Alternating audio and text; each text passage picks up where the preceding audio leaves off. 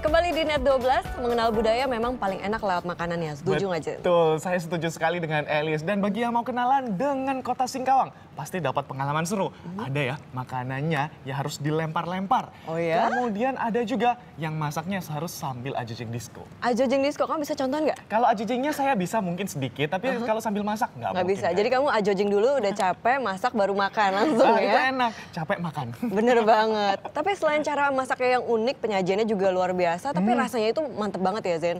Dan ini juga kedai-kedai ini usianya sudah puluhan tahun, sudah ada sebelum kita lahir ya. Iya.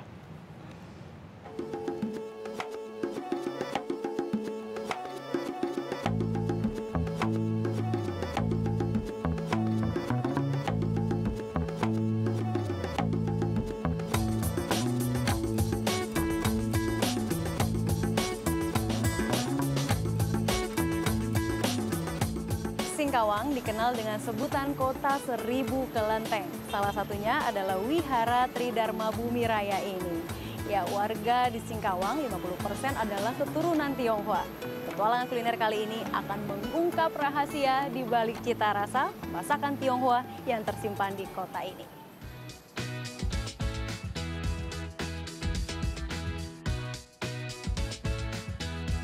Tak kenal maka tak sayang. Dan inilah cara terbaik mengenal kota Singkawang. Budaya Tionghoa membuat kota ini lekat dengan budaya makan mie. Jadi tak ada alasan untuk tak mampir di kedai bakmi satu ini. Lempar batu sembunyi tangan. Nah, kalau biasanya melempar itu identik dengan sesuatu yang kurang ajar, namun berbeda dengan yang satu ini, kebiasaan melempar justru menarik perhatian pengunjungnya. Memang kebanyakan pelancong datang karena penasaran. Tapi kalau cuma itu, tidak mungkin kedai ini mampu bertahan hingga lebih dari 50 tahun. Liu Qian Yap adalah pelempar mie handal. Dialah generasi kedua penerus bisnis ini. Halo Pak. Oh Pak, iya, kenapa sih Pak bikin mie-nya harus dilempar-lempar? Itu agak lebih enak. Agak lebih enak? Ya, sehingga karena awalnya mie-nya jadi nanti agak lancar-lancar. Ya. Ada teknik-tekniknya sendiri nggak sih Pak biar akurat pas nangkep gitu langsung? Ya, ini, Oke. nah ini lagi, Nah, lagi, tinggi. oke. Nah, Wow. Ini. Wow. udah. Jadi ini bisa.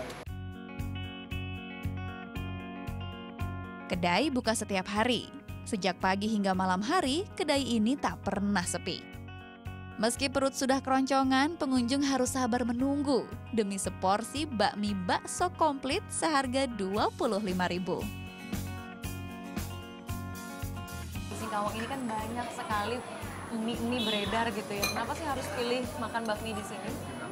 Mie-nya gurih, terus komplit, ada ada baksonya, ada tahu, ada tetelan-tetelan gitu sama usus macam.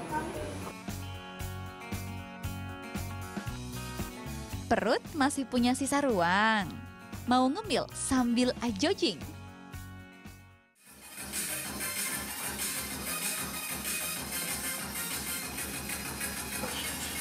Tahu disco. Diiringi musik berisik yang energik, para perajin tahu ini bergerak bak prajurit. Semua dilakukan serba cepat dan sigap. Mempertahankan cara pengolahan tahu yang tradisional, usaha yang dirintis sejak 26 tahun lalu ini belum pernah mempekerjakan karyawan. Semua perajin tahu adalah anak dan istri Bong Hian Choi. Jika formasi sedang lengkap, semuanya ada 13 orang. Ya, pasangan suami istri ini diberkahi 11 anak. Iya. Aduh, ini tahu yang besar, ini yang kecil ya Pak Bong. Nah, Pak Bong, kenapa sih kok memproduksi tahunya harus diiringi musik-musik disco? Oh ya, kalau main musik disco itu anak-anaknya suka. Nah, dia baru ada semangat gitu. Jadi membuat semangat Iya. ya? Oh, dalam sehari Pak Bong biasanya bisa produksi tahu sampai berapa ribu nih Pak? Oh, seharinya bisa nyampe 2.000.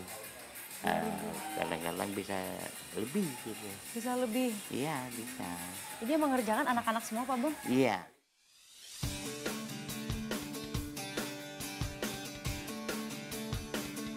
Tahu disco dijual Rp500 untuk ukuran kecil dan Rp1.000 untuk ukuran besar.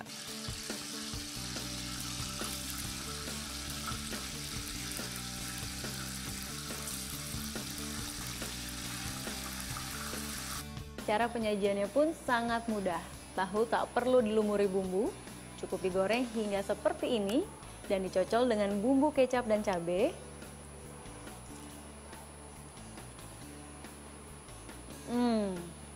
Rasa kedelainya masih sangat kuat karena dibuat tanpa menggunakan borak sehingga tahu disco hanya dapat bertahan hingga 2 hari saja.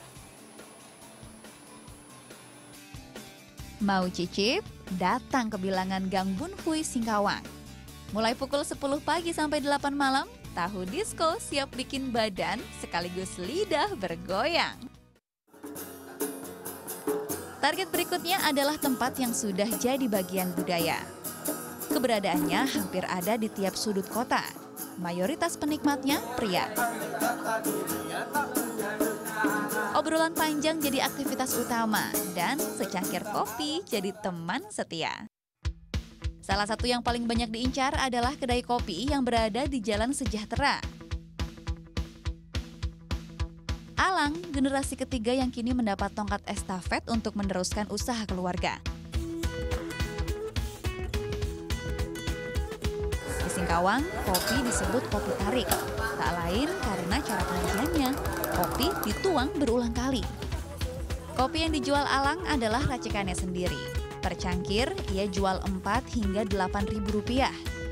Seruput kopi panas dengan camilan kue khas Singkawang yaitu bingke dengan berbagai varian rasa, pandan, vanila, kentang, dan ubi. Jangan lupa jajal juga roti panggangnya. 80 tahun berdiri, kedai kopi ini tak pernah sepi. Bang, kan di Indonesia itu ada banyak sekali jenis kopi ya. Ada kopi Toraja, kopi Bali, kopi Bandung gitu. Apa sih sebenarnya yang menarik dari kopi Singkawang ini? Kalau menurut saya juga udah pernah beberapa kali ngerasain kopi-kopi ya. Menurut saya di Singkawang ini kopinya agak beda. Cara penyajiannya juga beberapa kali penyaringan gitu kan, disaring-saring beberapa kali, cuma rasanya tetap aja pekat rasanya gitu. Rasanya kalau datang ke warung kopi sengaja untuk ngopi dan cemil-cemil gitu atau ada tujuan lain?